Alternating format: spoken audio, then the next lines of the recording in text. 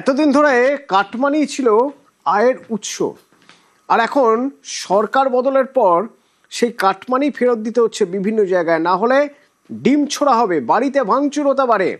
তো এতটাই তাগিদ সেই কাটমানি ফেরানোর, যদি এখন নেতা বাড়িতে না থাকেন তো নেতার মা তিনি ফেরাচ্ছেন টাকা। 16 জনকে মোট 60,500 টাকা ফেরত দিয়েছেন। কোচবিহারের জোর পাটকিতে আবাসের নামে তোলাবাজি হয়েছিল, অর্থাৎ আবাসের টাকা অ্যাকাউন্টে ঢুকলে তার একটা পার্সেন্টেজ দিতে হবে তৃণমূল বুথ সভাপতিকে, এটাই তখন নিয়ম ছিল। এরপর দেখা গেল দফায় দফায় বিক্ষোভ, আর তারপর নেতা হাওয়া, কিন্তু নেতার মা তিনি বাড়িতেই রয়েছেন। 16 জনকে ডেকে মোট 60,500 টাকা ফেরত দিয়েছেন তিনি।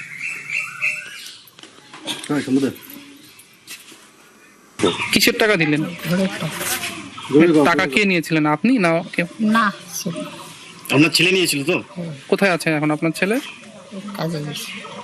কোথায় এখন আছে? কর্মসূত্রে বাইরে গেছে। না, আপনি আজকে টাকা দিলেন, হ্যাঁ। আরো কেউ টাকা পায়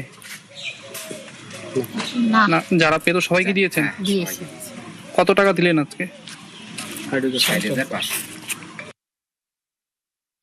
এটা হচ্ছে ঘরের টাকা মানুষের কাছ থেকে আমাদের বুথ সভাপতি কিছু নিয়েছিল, তো সেটাই এখান থেকে আজকে ফেরত দেওয়া হয়েছে। আমার কাছ থেকে, আমার বাড়ি থেকে নিয়েছিল 5,000 টাকা, তো সেখান থেকে কিছু কম করে 4500 টাকা নেওয়া হলো। দুটো কিস্তির সময় কি টাকা নিয়েছেন, একটা কিস্তির টাকা নিয়ে? না না, প্রথম কিস্তিতেই টাকা নিয়েছিল। কি বলে নিয়েছিল? আমাদের ঘর ঢুকেছে, এবার তাদের খাটাখাটনি হয়েছে, কিছু পরিশ্রম হয়েছে, তার সুবিধে নিয়েছিল। আচ্ছা, আজকে টাকা ফেরত পেলেন, কেমন লাগছে? এটা তো ভালোই লাগছে। বিষয়টা হচ্ছে যেমন কর্ম তেমন ফল, একটা ব্যাপার আছে। এখানে তৃণমূলের সভাপতি সুবিত বর্মন প্রধানমন্ত্রী আবাস যোজনা, সে প্রধানমন্ত্রী আবাস যোজনা তৃণমূল সরকার আমরা দেখছি এটাকে বাংলা আবাস যোজনা বলে এরা পরিচালনা করছিল। সেই কারণে টাকা আজকে ফেরত করবে। টোটালি হচ্ছে 17 জন, টাকা দেওয়া হয়েছে 60,500 টাকা টোটাল। যারা টাকা দিয়েছিলেন সবাইকে কি ফেরত দিল না আরো সবাইকে দেওয়া হলো।